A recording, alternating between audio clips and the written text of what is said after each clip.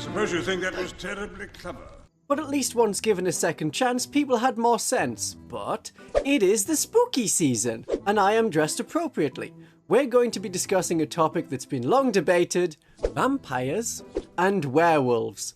While both creatures have their unique strengths and weaknesses, in this video I'll be making a case for why the vampires, like oneself, are better than werewolves. There are many reasons, but I cut it down to be a few minutes because you are busy people and having a lecture series on the topic might be considered rubbing it in. The way to do this and keep being the 40k Vtuber is of course to make this about blood angels and space wolves. I hate space wolves, for comedic purposes. So let us begin. Let's think about how we look good. Space wolves cover themselves in teeth like they're some kind of fungus-based green Xenos. Blood angels only cover themselves in the icons of the Emperor and nice things like chalices. The vampires of the blood angels have capes. Space wolves use dead animals and just put them over themselves. That is going to smell. And who do you think you are? Horus Lupercal, the known traitor? Not a good look for a supposedly loyalist, not mutant legion. And Peter will shout at you. Again. The blood angels may wear leather, a dead animal, but that is cured, treated, and refined. Capes on models that are not flying look great.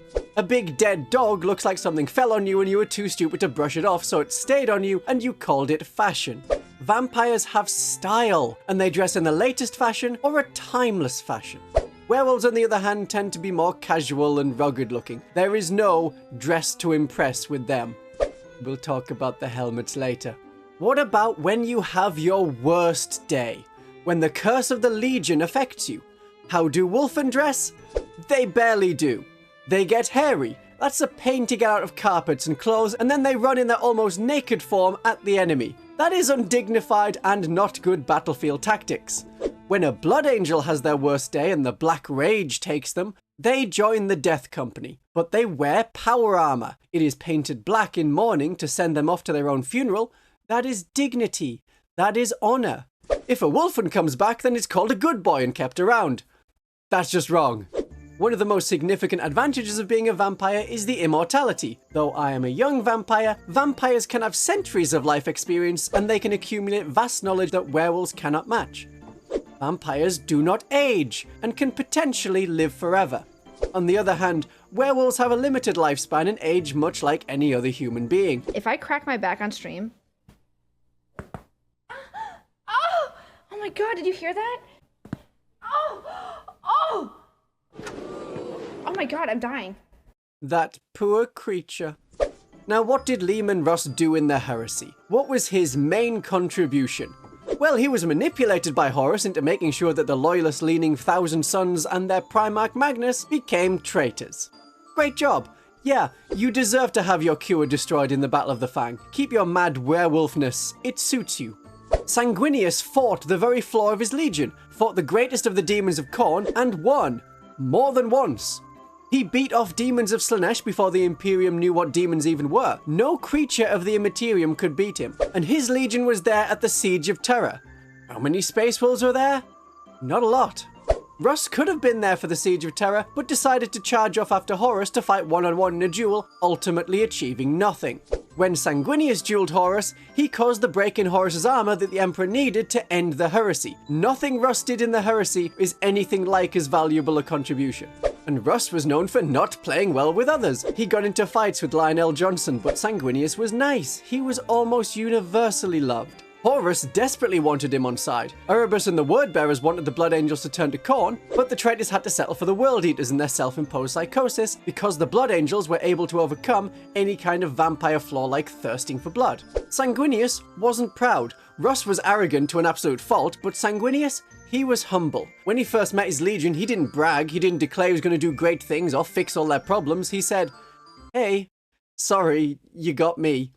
And his legion, who were socially the lowest of the low radiation-covered serfs who had been brought up to display the nobility that they held in their hearts, that was the perfect statement. So vampires aren't always nobbing about alongside monarchs. Vampires can be poor. I am. During the heresy, Sanguinius ended up near Ultramar, separated by a warp storm, and Guilliman declared Sanguinius as the leader of the Imperium Secundus, which was there to carry out the Emperor's plan if he couldn't be saved. But Sanguinius didn't want the throne. He wanted to be there defending the Imperial Palace against Horus, and that is where he went.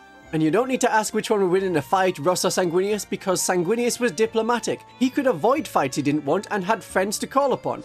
Russ hated not doing things alone. He had his pack of wolves and cared little for any others. So let's think more generally. When can a werewolf use its powers? For a couple of nights a month. When can a vampire use their powers? Oh, every night. I will take always over once in a blue moon, when it is a full moon and also not cloudy. A vampire is always a vampire and can take advantage of their powers. Werewolves are limited as they spend most of their time in human form and are stuck to that. When a werewolf does something wrong and breaks stuff, their excuse for their abusive behavior is, oh, it was a one-off, I was in werewolf form. When a vampire hurts you, there is no hiding it, no petty manipulation. They own it. That's probably a positive. Vampires are immune to most diseases, including common ones like the flu and the cold. They can't get sick and they can't die from a disease.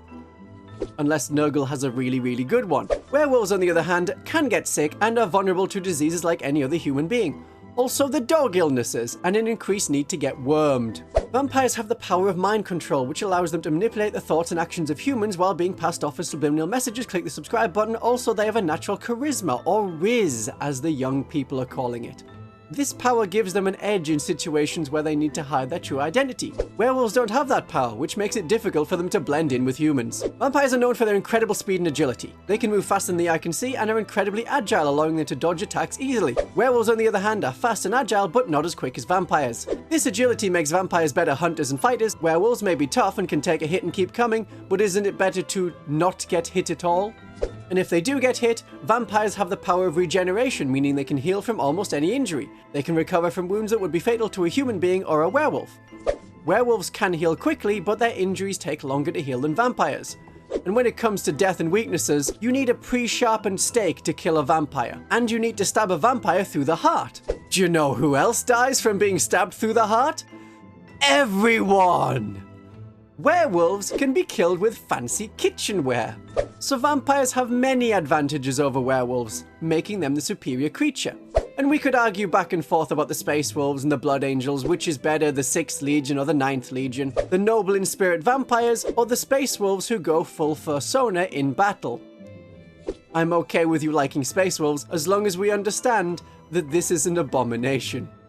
If you know a werewolf, let them know I said this, and if they want, they can fight me 1v1, or collab, as it's sometimes known. If you want to know more about these Space Marine chapters with additional memes, I made a video on all the 40k factions and they are included as options for which one you should get next. Subscribe if you want, but mostly thank you for listening to my structured rant. I hope to see you in the next video. Werewolves can't do this trick.